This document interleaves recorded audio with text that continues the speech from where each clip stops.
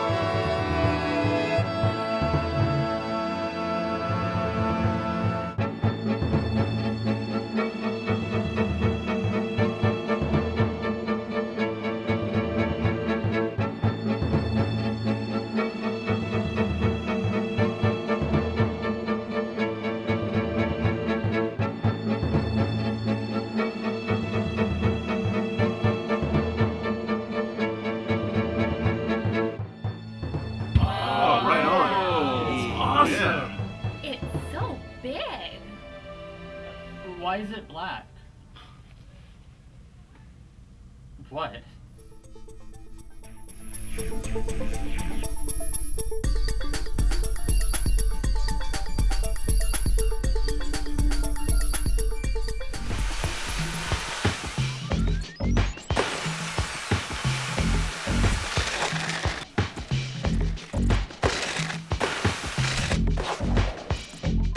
Amped actually has pretty good, almost Tony Hawk sort of style play on snowboarding, which is fun. You know, there's nothing wrong with taking a good idea like Tony Hawk and co-opting it for your game, as long as you get all the other pieces together right, and the snowboarding action is really good.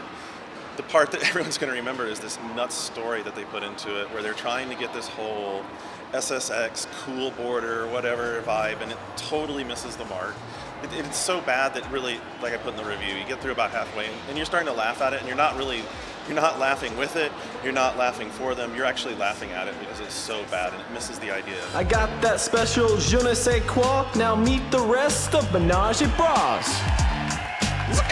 And it's a shame because Amped had a good vibe in the first place. It had this more legitimate snowboard feel. SSX already absolutely kills the snowboarding genre of having that over-the-top, you know, the crazy right stick board moves where you've got the board off and you're spinning it around. It does all those things perfectly. There's no need to try and go head-to-head with that. There was space to have a authentic, have a good time snowboard game, sort of like what Tony Hawk did for skateboarding. And that part of the trick system is still there. They've simplified it some. You don't have to use the triggers. If you've ever played Amped 2, there's a more complicated trick system that involves using the triggers and all that kind of stuff. That's gone. You simply use 3 of the face buttons now in different combinations. They've added a move that's really like the manual in Tony Hawk, where you can chain together multiple tricks. So overall, it's a lot of fun after you get past the story part. One of the things they did that's kind of cool is they've always had to create a park mode in a lot of these skate games, and they've taken this in a different direction in that you no longer create a park, you actually are able to terraform and change the hills on the fly. So you can earn different upgrades like the half pipe ramps and park benches, stuff you can grind on, all that kind of thing. And then in the middle of gameplay, you can go into builder mode and drop this stuff on the hill right in front of you and play with it.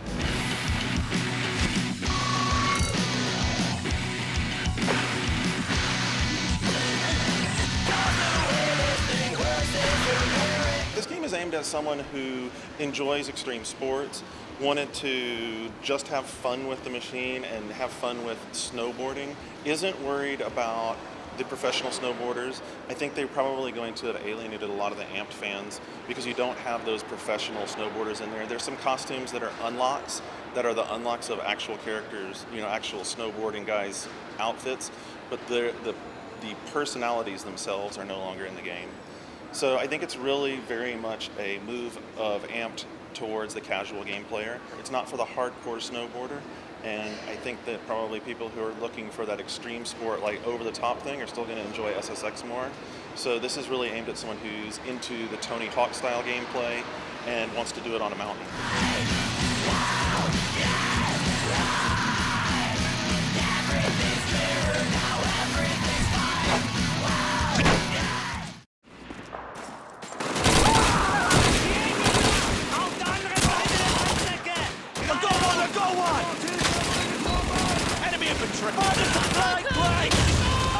The most interesting part about Call of Duty on 360 is how well it matches up with actually playing on your home theater system.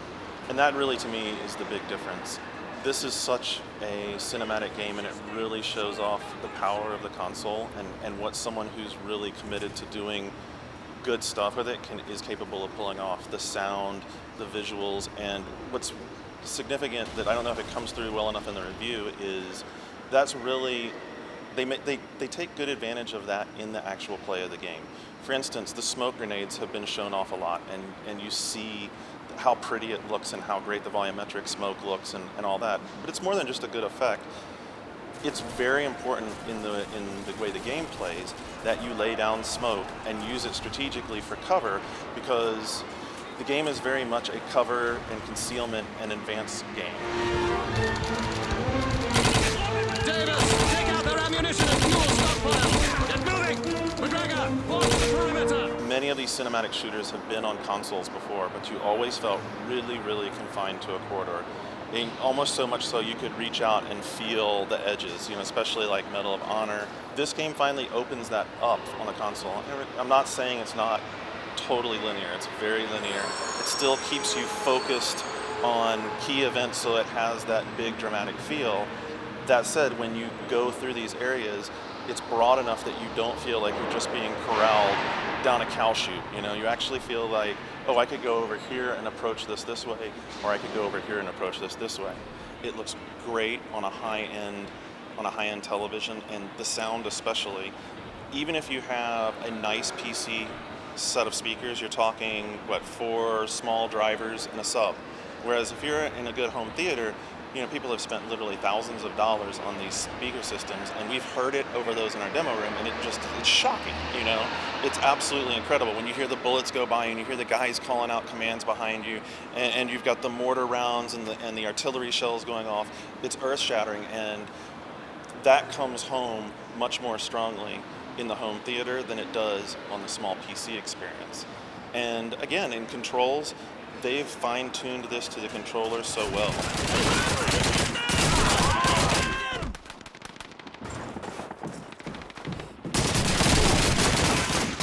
And people are really dexterous with the keyboards, and people have been doing that for a long time. I totally support you if you want to do it that way.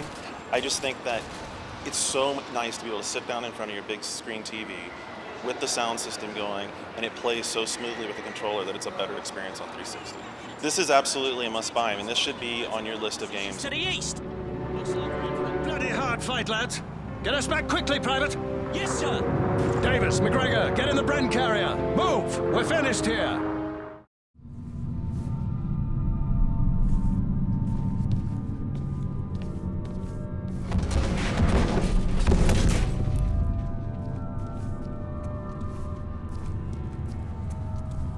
I think the game starts slowly because, especially because we're used to sort of faster. If it's in the first-person perspective, we're used to kind of just running down the hall and shooting things, and it took a while to get used to. But I would say probably by a quarter of the way through the game, I really started to understand sort of the effect that we're going for, and it's a really good sort of creep fest. The best parts of the game is when you're just kind of exploring the environment.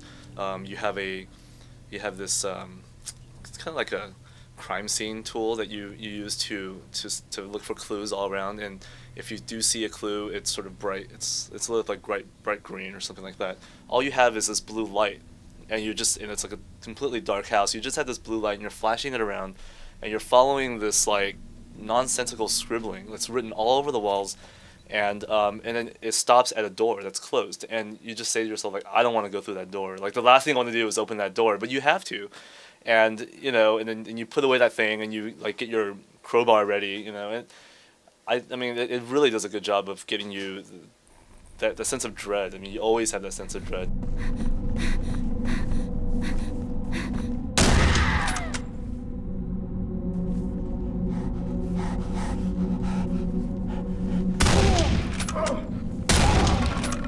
It's very survival horror. You know, you have limited ammo and you have limited resources, and you have to like constantly be switching weapons and picking up weapons off the ground to use, kind of like improvising basically. And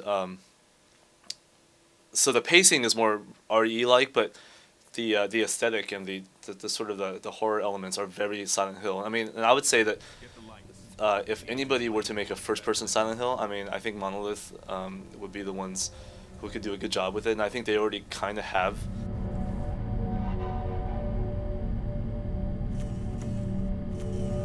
Well, I mean, I think the combat is kind of a love-hate thing. I mean, sometimes I think like it takes a while to get used to, and once you do get used to it, there is a sense of accomplishment that you feel that when you like, okay, you're blocking attacks and you're like taking down enemies with like, you know, well-timed hits and everything, but just because it's skill-based and just because there's depth doesn't make it fun always, because it is really frustrating, and sometimes you are surrounded by enemies, and you know you have no real good way to like kind of clear your like, you know, personal space, so you're constantly getting like hit from all sides, and you always want to back yourself into a corner so you can see people just coming from in front of you as opposed to the sides or behind. So it's, you know, you're always feeling overwhelmed, and I think it could be kind of frustrating. You know, the graphics are awesome. I mean, it's moody as hell, and it's genuinely scary and silly, but it is scary. You know, and it does show off the power of next gen really well. And I think this is something that, you know, only the 360 could do right now. And I don't even think I'd want to play this game on the PC, just because, you know, the controller is so well mapped. You know, when you're sort of climbing over fences or ducking under things, the camera moves and the controller rumbles, and it feels right. And I wouldn't want to do that on the mouse and keyboard, just because, you know, then it would probably just feel like Quake or Fear or something, you know, one of those first-person shooters. So I think this game is a really good showcase for the 360, and I would suggest that people buy it.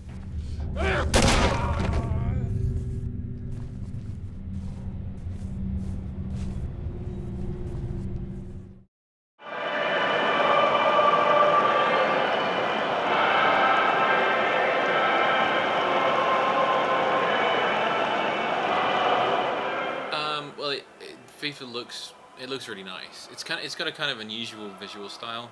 There's that kind of plasticky look that we're seeing a lot in sports games in this first generation. It's a bit more pronounced than on some of the other games, which I think seems to be intentional. Some of the features are sort of very pronounced, and it has the whole sweat thing, which seems to be this year's lens flare. Everyone sweats. And it's kind of eerie because you've got these sort of plasticky, mannequin-y looking guys that have this sort of layer of sort of very realistic looking moisture on them, but you only see it when you. I mean, one of the things I think in all the sports games is you only see the really cool stuff when you're not playing.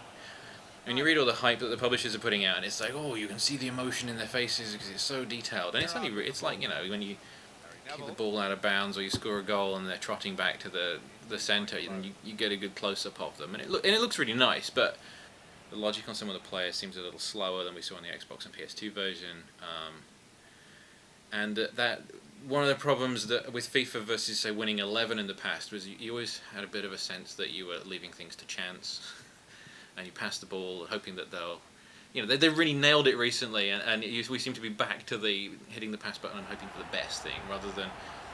In the last couple of PS2 games particularly, you really felt like you had a sense of control of where the ball was going and what you were doing and like queuing up the other players, and there's that sort of distance from the action again this time. But some of the stuff that made FIFA 06 so good this year and what made 05 particularly good last year, a lot of the stuff is missing because it's very much focused on the sort of build up to the World Cup tournament. So I think you got to be sort of really you got to really want a soccer game on 360. It's not really a showcase game for the platform, and it's not the best soccer game in the world. You know, FIFA 07 is no doubt months away, not a year away, when it will be the real FIFA on 360, and I think it's probably worth waiting for that one rather than jumping in on this one.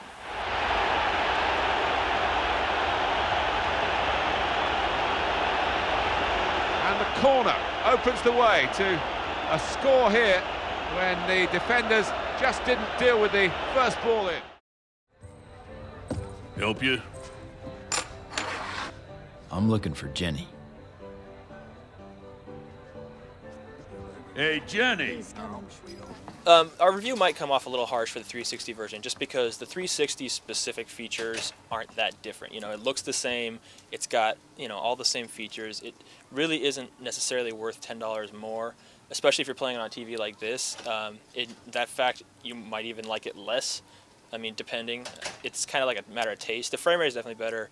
I think I mentioned that. But as a game itself, it's still really good. You know, you got lots of horseback riding stuff, lots of, you know, gunfire, all these kinds of mechanics that work really well.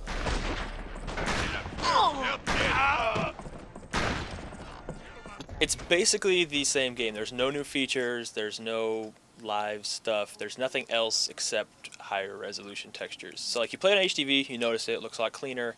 It's definitely, you know, an improvement, but it's not that big an improvement. You play it on normal TV, you play it on this thing right here, it will look very similar. Like the only little tiny details you see is like slightly higher res, like smoke that flies up in the air. The frame rate is definitely better. That's probably the biggest thing just for playability. Like the PS2 version especially had some frame rate stuff when you're out kind of like in the open just riding around your horse. So that's the biggest thing, but gameplay wise it's the exact same game. It's kind of tweaked towards like a beginner player. It's not a veterans game.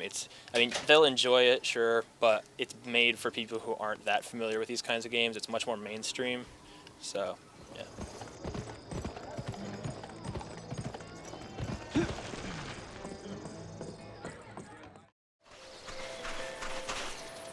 Everyone's been really depressed since your family were kidnapped, so I've been trying to cheer everyone up. I mean, you've got to laugh, haven't you? It's a very solid platforming game. It's an adventure game. It's a lot of different types of games.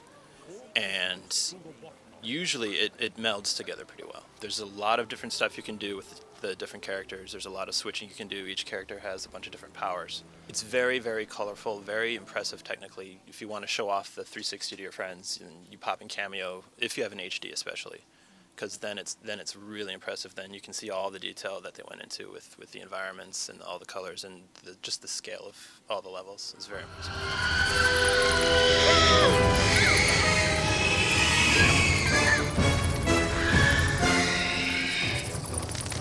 At times, it's almost like there's too much color going on. There's too much effects. There's too many particles flying around.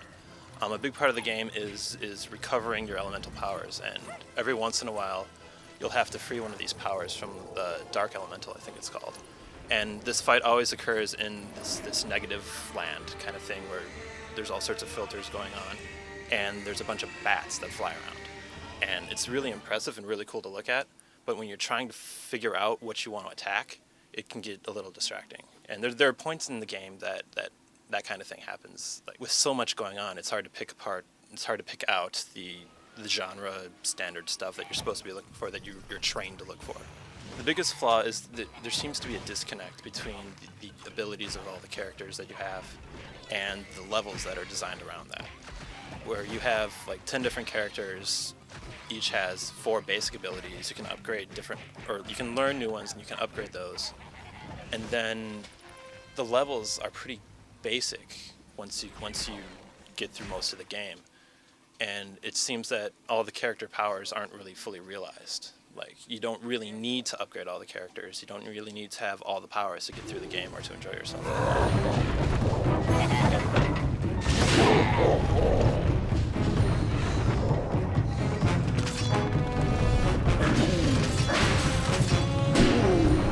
If you like the whole adventure game, if you like Zelda, then it's at least a definite rental. You should definitely try it because there are a lot of good things about it.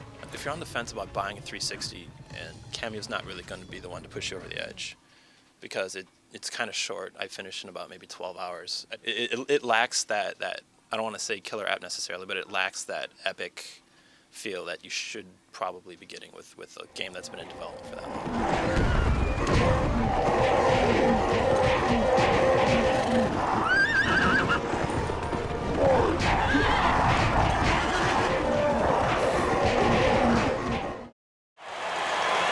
The Spurs get the tip, and we're underway. The pass to Muhammad. Spins. Muhammad off the backboard and in. Basically, the main thing with 2K6 is it plays just like it did before. There's a couple of like tiny little changes, and the graphics have been upgraded. They're nice if you look at them in the right light, especially on HD TV. But relative to live, they can't match up. Dumps it off. Blows the layup.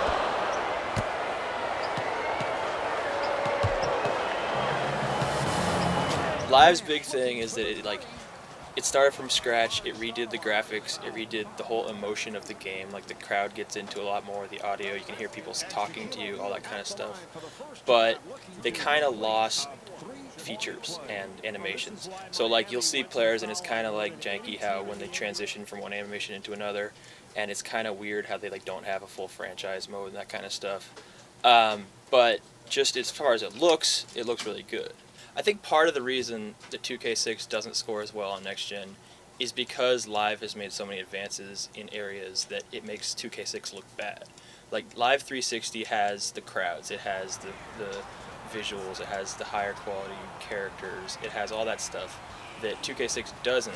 And if 2K6 was just an evolution of itself, it would have been okay. Like it would have been good. It's not, brilliant or anything. It doesn't have amazing graphics. It would have been good.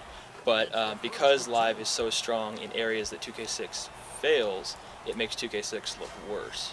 But as far as the gameplay and the features and all that stuff, 2K6 is still very strong because it didn't remove anything, it didn't take it away, it didn't, start over like Live did. They both have such promise that we know within a year or two they're both going to be huge and they're both going to be like really awesome. I'm a lot more excited about basketball games now with these than I have been in a long time, even though both of these have a lot of flaws.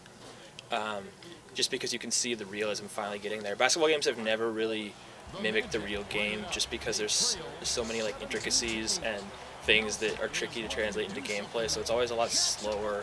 It's always very mechanical and it doesn't really feel like a real game. We're starting to actually see that.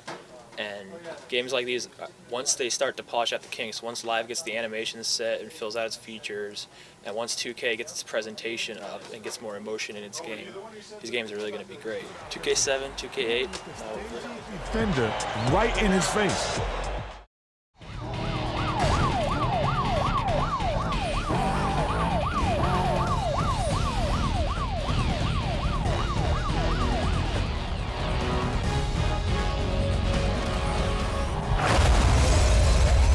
It's Underground 2 with a sort of development of the hot pursuit stuff in it, which it's two great games, but it's not doing anything particularly new. It's clear that they've looked at the last few games and picked apart the things that were wrong with it. The Underground 2 was too open. Like it just sort of dumped you in this city and made you wander around looking for things, which could get a bit boring. So now they've kind of done it. There is the openness, but what you tend to do is gravitate towards the structure of it, which is the Blacklist 15, which is the 15 guys that you have to race against. As you go through the game, early on when you're against the sort of 15, 14 guys, you're being come after by basically morons in cop cars. They'll try and block you off, but you can outrun them fairly easily. But you hit a point where the game starts to track, they call it your heat, and it's related directly to your car. And you can track this. So you can see sort of how wanted you are, and as that escalates, the cops escalate their attention, and they'll stop sending just vanilla cars at you, and they'll start sending Pontiac GTOs after you, and then Corvettes after you, and then helicopters after you, and they'll set up roadblocks, and you get a ton of cars coming after you, and there can be like 10 guys on your tail and a helicopter above you, and I think actually that element of it is definitely its strongest point. And it's that throwback to Hot Pursuit 2 that everyone loved, and it sort of dials it up so that it's not just a couple of cops after you. It's like there are times where you feel like all the cops are after you. It's another Underground game with an additional layer of excitement on it. So it doesn't have the novelty of Underground if it's like completely reinventing a franchise. It looks really nice, but what's interesting is how incredible the Xbox One version looks, which kind of doesn't do the 360 version any favors. And the Xbox One version is so good that you know, when you show the two side by side, you almost can't tell. The 360 one's higher resolution. I mean, it's a lot sharper, but the models are fairly similar. There's a lot more detail in stuff like the trees, and the lighting's a bit more pronounced and everything. But the two games are very, very close. Whereas PGR is very, very clearly a next-gen game, and it's like really high res, and there's a lot of things that they're doing with the camera, and I mean, just that in-car view, I mean, like, is a very next-gen thing, and there isn't that so much in Need for Speed. The vehicle got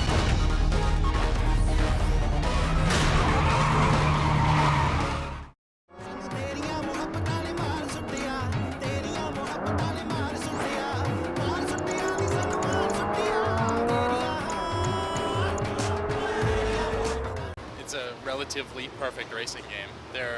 When you know, after you've played it for a good number of hours and you sit back and from like a kind of macro level look at it, it doesn't really have too many like glaring flaws. It's not going to appeal to all racing fans. Some people like their game super arcadey. Maybe you're a Ridge Racer fan, or you know, there's the other side of the coin where you've got games like Gran Turismo and Forza that really allow you to customize your cars, and you know, have the simulation aspect is as important as the driving in those games, sometimes more important.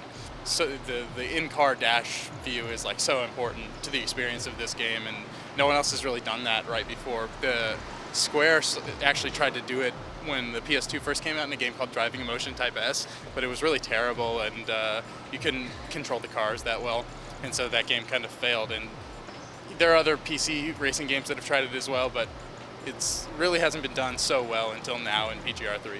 You're still choosing your car, hopping onto a track and trying to beat everyone else to the end, but the experience of racing in that game is so far superior to what we've seen in really any other game. I mean, it really captures the in-the-car feeling better than anything else because of the in-cockpit view.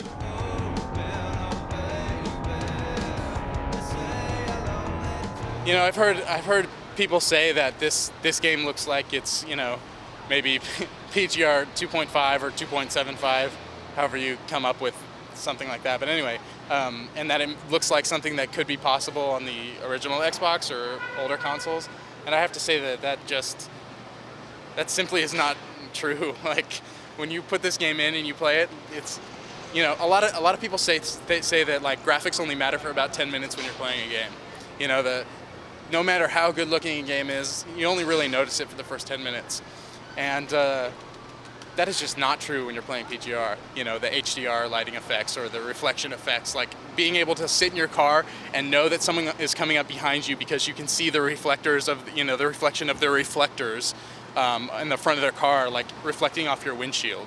You can tell that they're behind you. It's incredible. And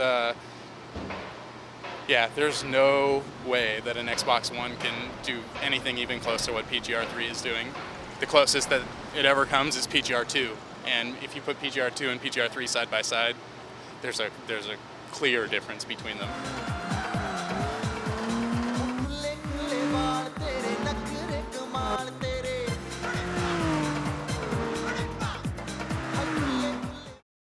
Hey Jane, check out EA's latest game. Just kidding. Okay, so Sunday, you down? Oh, for the 0 hour party? Right. Yeah. Actually, about that, I was thinking because we got our 360s in the office already, maybe we don't have to go and we can just play what we have, you know, at home. But that's not fun. I mean, you know, this is like E3 meets Burning Man. They're gonna probably have a huge 360 out there and we can burn it. Whoa! Yeah, and plus we get to, like, you know, drink with Peter Moore. And Jay Allard? High five Jay Allard. And plus, you know, Best Buy is going to have a shop set up on site, so, you know, people can buy their systems a day early. I figure we can talk to the kids, maybe shoot the entire one-up show next week on location. All right, that could be cool. But it's in the Mojave Desert, right? That it is. In fact, I think it's in Area 51. Aren't we gonna get lost? Well, it's funny you should say, because, you know, Gizmondo time. That's right. That's your answer for everything.